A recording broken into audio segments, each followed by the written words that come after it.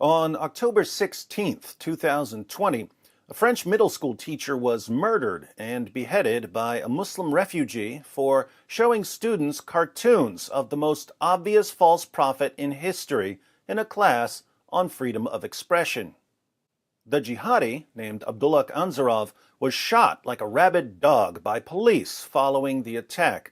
Even though Anzarov's family had moved to France when he was only 6 years old, his rotting terrorist corpse was returned to his family's village in Chechnya. There he was buried in a vat of pig intestines because the villagers wanted to show the world that they do not condone terrorist attacks over cartoons. Oh, did I say that Anzarov was buried in a vat of pig intestines? I must have read that wrong. He wasn't buried in pig guts. He was given a hero's funeral, hailed as the Lion of Islam, and paraded through the streets to shouts of Allahu Akbar.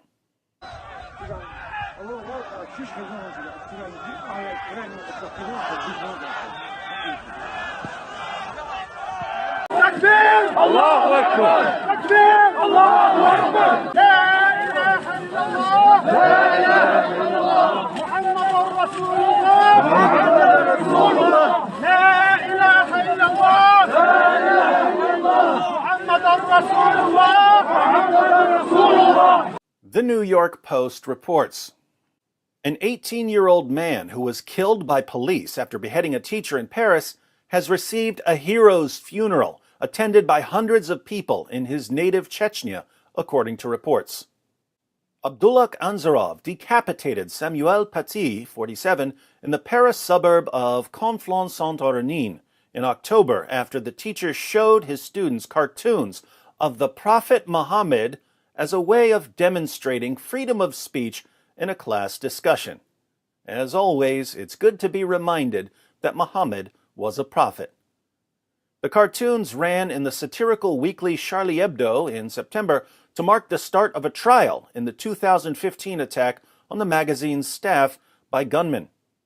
Amateur footage distributed by the Telegram messaging platform showed dozens of men wearing heavy coats walking through snow Sunday, chanting and carrying a body shrouded in green cloth. Takbir! Allahu Akbar! Takbir! Allahu Akbar! 3 short videos from the procession were uploaded to a Russian-language social network group called Islam is the Religion of God, The Guardian reported. Security personnel closed the village except to local residents, while more than 60 law enforcement officers were on duty at the funeral, which was attended by friends and relatives, the outlet reported. There are still traffic jams in neighboring villages because of the large number of people who want to attend the funeral, a Telegram channel said late Sunday. Here in the West, politicians, journalists, educators, and entertainers recite the same mantra after every terrorist attack. It's only a tiny minority of extremists who support these attacks. Meanwhile, the funeral of a terrorist causes traffic jams because so many people want to attend and shout Allahu Akbar. But keep reciting the mantra. I'm sure it will eventually melt some jihadi hearts. He is a hero for the whole Islamic world, the head of the Shalazi administration was quoted as saying. It was a normal funeral. I was certainly there and expressed my condolences to his relatives. That is my duty. While Paty's murder shocked France, prominent voices in Chechnya, including strongman Ramzan Kadyrov, have cast blame on the country's secularism and President Emmanuel Macron for allowing images of Muhammad as provocations and attacks on the faith, The Guardian reported. Kadyrov has condemned Paty's murder, but has been more forceful in warning Western leaders about the dangers of antagonizing Muslims and forcing people to commit crimes, the outlet reported. How many times have we heard this one? We condemn terrorist attacks, but if you upset us in any way, you're forcing us to terrorize you. The Daily Mail adds, a street was unofficially named after the teenage terrorist, said reports. Video of the mourners praying as they walked with Anzarov's body was shared on a number of platforms.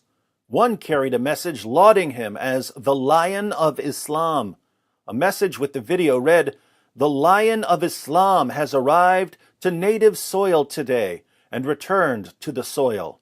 No one but Allah has strength and power. 10 people in France have been arrested in connection with Ansarov's attack, including multiple students. The Sun provides some interesting background on the murder of Samuel Paty. The killing followed an online campaign from Muslim parents angry at him for showing cartoons of the Prophet Muhammad to students.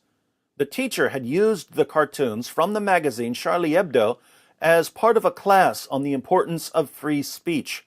Reports said he had asked Muslim students to leave the classroom before he displayed the cartoons in an attempt to avoid causing offense.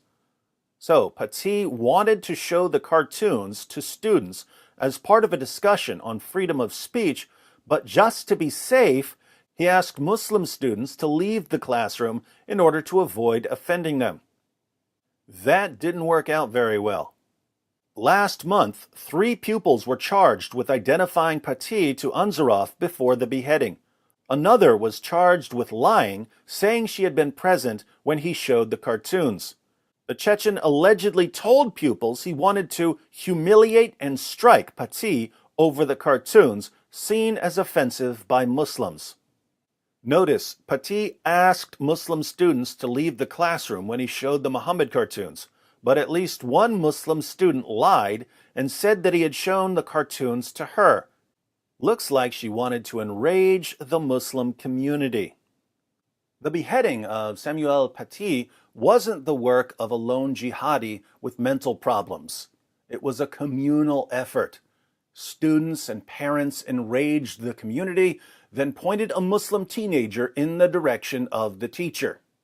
The dead jihadi is now a hero in the Chechen Republic, and his story will be told to future generations of Muslim youths to encourage them to follow in his footsteps. Keep in mind that if this concerns you in any way, you must be a racist, Islamophobic, hate-mongering bigot, because only a racist, Islamophobic, hate-mongering bigot would be concerned about a teenage terrorist who beheaded a teacher over some cartoons being idolized and lionized by the next generation of jihadis.